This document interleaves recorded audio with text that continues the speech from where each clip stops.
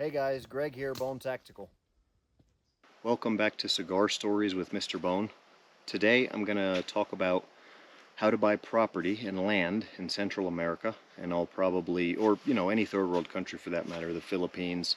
I'll give generalizations to the point where, those of you that might want to move overseas can really kind of just get a good picture of either buying property or moving overseas, investing in foreign real estate, anything like that. So just to give you a brief rundown, I'm here in a third world country right now in an extremely remote region. We actually, or I have been looking for the most remote area of this entire part of the country that I could possibly find, even using Google Maps. And then through process of elimination, I found a relative of a worker of mine, of a friend type thing, that has a place that's the last house before everything back behind me over here is just pure virgin rainforest or cloud forest at this point. There's just always this level of cloud here that's you can see all probably around me. If not, I'll probably throw in some drone footage. But anyway, cigar stories. So today is a Davidoff, however you want to say it. Very good cigar. They make a good stick. A lot of them, especially if you guys like a medium to mild smoke, they have a huge selection. I would say probably more of a selection of mild to medium smokes than other companies, but they really just do, in my opinion, a very good, thorough job of, making a good cigar that you can trust. And this one happens to be Dominican. Anymore, you can get a lot of good cigars out of the Dominican Republic. I don't only smoke Cubans, and a lot of them are Cuban seed, which doesn't really make a huge bit of difference as long as it's a good quality strain of tobacco, because everything's just advanced so much since cigars were only good in Cuba. This is a little mini, nice little smoke for today. Out here doing some survival training with the boys, and training the dogs as well, doing a little bit of hunting and just kind of exploring and really enjoying a little bit of what we consider to be time off, even though we're working. So the question is, what do you need to know, or what do you need to do, or how do you formulate a strategy for moving outside of the U.S. or for purchasing or investing in a foreign country? So the first thing that you want is just do a lot of research. All right, research. Where we're actually at right now, cool story. We just grueling hike up to this point, and they say in the jungle, really cool fog moving in over here, but they say in the jungle half of everything that exists around you wants to either kill or eat you. So this tree that I'm sitting in had to go through and hollow it out and really do a good job, and have my dogs here, which do a great job of alerting to any dangerous wildlife. But there's been a man-eating jaguar around here, and in this tree could have been a Bothrops asper, which is one of the most poisonous snakes in the world, and they're even aggressive. There could have been tarantulas, giant scorpions. So even the plants are dangerous. They have all kinds of nasty. It seems like every plant has insects all around it, and then spines, and then poisons, and just really just crazy tough. So a shirt like this, heavy duty shirt that I'm wearing, really helps. Columbia Combat lineup of extreme duty gear, really heavy duty ripstop material helps out a lot. But interesting fun fact is, we had to walk through somebody's farm to get here. There just happened to be some random guy, which you will get, especially you'll get a lot of people in really, really, really remote areas. You can hear a toucan in the background. Isn't that cool? You in really, really remote areas, you'll get people squatting, is what it's called. That's what it is in English. But yeah, so there's squatters all over, and so we just rolled up, a bunch of dudes, and some of us in camo, others in not. But a bunch of armed guys just kind of walk into your house. Basically, is literally how it happened.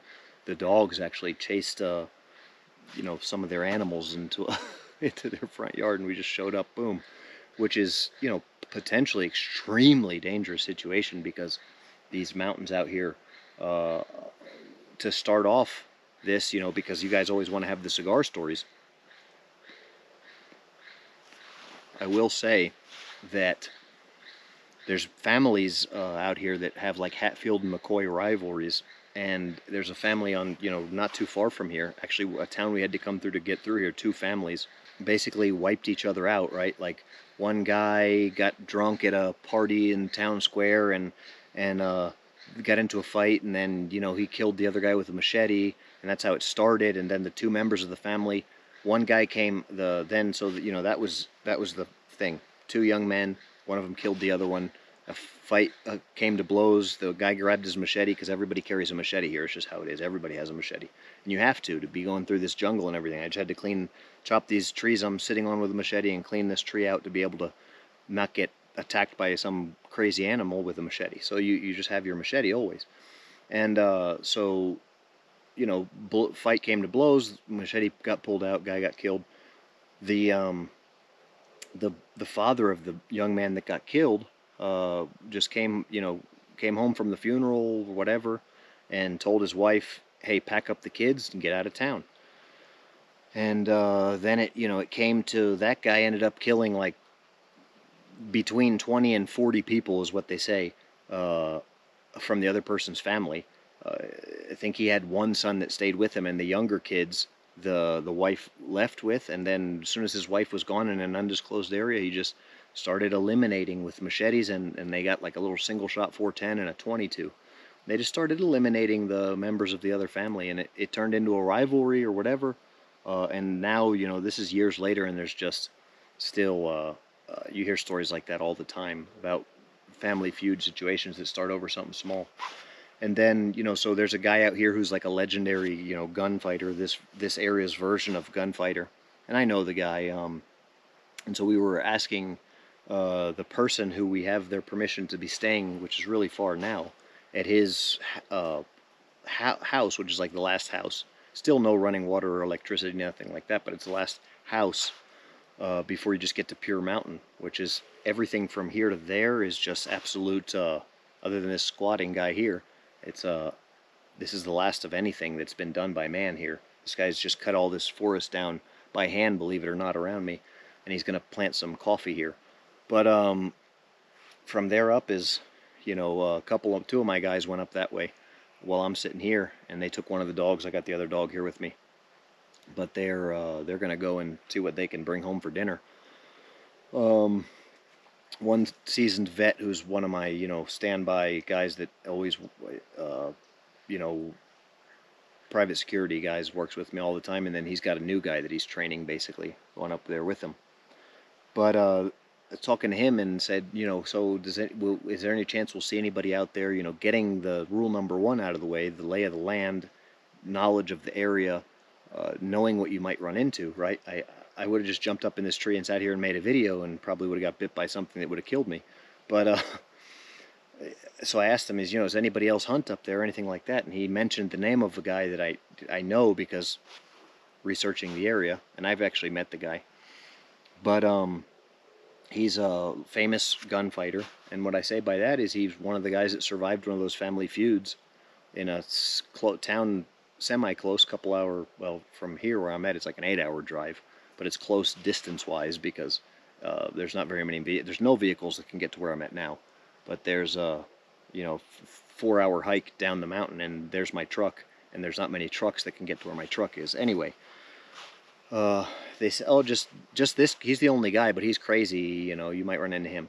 Well, in passing, he mentioned the guy's name, but, he's killed many, many people. And his strategy, one of his strategies was he uses disguises. So he's been, he's acted drunk, passed out at a bar before. One time he was waiting for somebody to get to their local bar, and he acted like he was drunk, passed out on the table. And when the guy came in, he caught him by surprise and shot him. Another situation was when he started killing a bunch of people, one of the families of some of the people that he killed tried to set up a meeting with him to take him out, and they basically a restaurant in town. They filled out the restaurant with all their friends and family to make it look like the restaurant was normal, right, operating under. But everybody, all the tables was planned, pre-planned for the meeting time. They had shut down the restaurant for the whole day, paid off the owners and all that. So he was walking into a trap. Well, him and his brother went in through the window and killed everybody in the room, men, women, and children, because it was a busy, table. And this is just normal stuff here where I'm at. So you got to, know the area of operation. When they mentioned that guy's name and they told me about him, they're like, oh, he's just a crazy guy that hunts out there. He's an old man now. But still, a guy that, and he kind of made famous the technique here in this area of if you do have a head-on-head fight, which most gunfighters know there's no such thing as an even fight. But if you do ever get, squaring off with somebody, he would always hit the ground on his belly and shoot from there. And he won a lot of shooting things just by simple use of making your silhouette, that's a straight up tall person like this, now laying down a much smaller target. It's similar to use of concealment and cover. So stuff like that is stuff that, you pick up from experience or that you learn about. Anyway, this guy just happens we might run into him because other people don't have permission. So when I asked, who has permission to hunt here, nobody, but oh, this one crazy guy might show up. And that's because that guy doesn't have to ask for permission. And if you didn't know that and you run into him and you say to him, hey, you don't have permission to be here, I talked to the owner, you're not allowed to hunt this land, that might be the last thing you ever say. So you gotta really just, number one of investing, now let's get into the meat of the actual advice here. Investing in a foreign country in any way, you need to have a very good understanding of the culture. Number one, do tons of research. When you think you know everything, do more research. Do at least a year of research before you invest in a foreign country is my recommendation. And then never take anything for what it seems. Always think that everybody's got an ace up their sleeve, because anybody with big money does, and anything to do with money does. And so always be prepared to have a plan B yourself, and never take anybody right at their word's value. Leading right into part 2 of the best advice for investing in a foreign country or moving to a foreign country, any of that, is develop local contacts. And you have to develop local contacts before you invest in the country. What that means is that you have to either, you're going to have to research first, and then do like what I did, go to that country, not putting money into the country, not even really having money, but learning how to make money with some sort of skills that you have. So you got to go to that country and actually try and make a little bit of money first without money, and hard work, very difficult to do anywhere. But if you can't do that, then you shouldn't invest hard-earned money in a country where you can't invest, where you can't make money without investing, right? Because investments are never as easy as they seem. There's tons of really easy investment opportunities in third world countries. The problem is there's a lot of gangs, enforcers, criminal underworld, all the way through the corrupt politicians, cops, everything, that's all going to take it from you. So my sage advice, the best advice you can get, do all the research, then develop good contacts. And the only way to develop good contacts is going there and working for these people, offering some sort of a value to these people, developing a real relationship so you actually get an understanding. So do a year of research, do a year of boots on the ground, and then if you feel comfortable, invest some serious money. And then there's still a huge learning curve. So talking about that, if I'll just give, always find a good lawyer in whatever country it is. And you always, like I say, working for people is the best way to do it, or working with people. But working with people is hard. So offer value to somebody who, make an actual friend or mentor that's done what you're trying to do, and get some advice from them. Once you build a relationship to where you can trust them, then just, follow along and do what you need to do.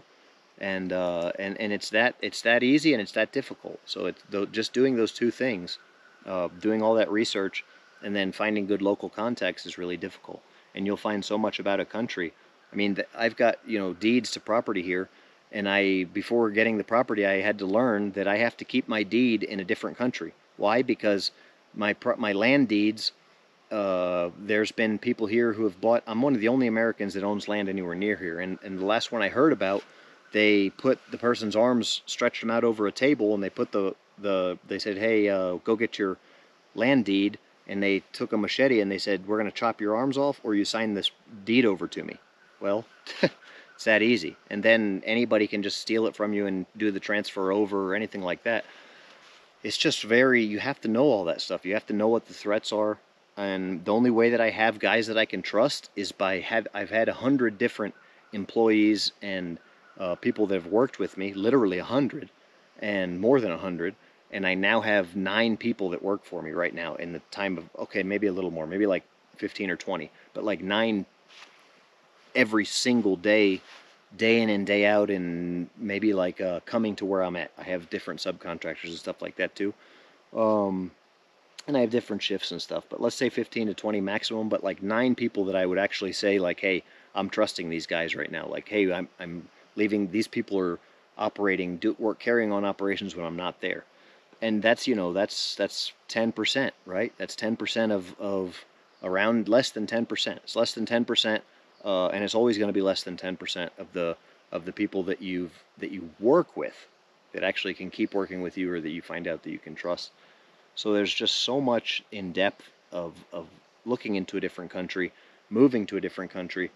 And you can't buy, so like if you want to buy property or land, you're going to have to go there and rent and live there for a year. Do a year of research and then go there and rent for a year. And don't bring your money with you, anything like that, before you make a decision of trying to buy something. Because if it's a third world country and you're an American, you'll get everything taken from you. They'll take everything. No matter how good the deal or sweet the deal sounds, nothing that you think you know is true. The culture is so much different. That's why you guys love my cigar story videos, because you guys have no idea that the world out there is like this. So definitely check this stuff out, and this is how you got to do it. You want to move out of the US, year of research, a year renting there, or a year working there if you want to invest in that country, and then start slow, a little bit at a time. And there's no magic button, there's no easy button, there's no winning the lottery and any of this stuff. It's real life, and anything worth doing is hard, and it's uphill. It's all uphill.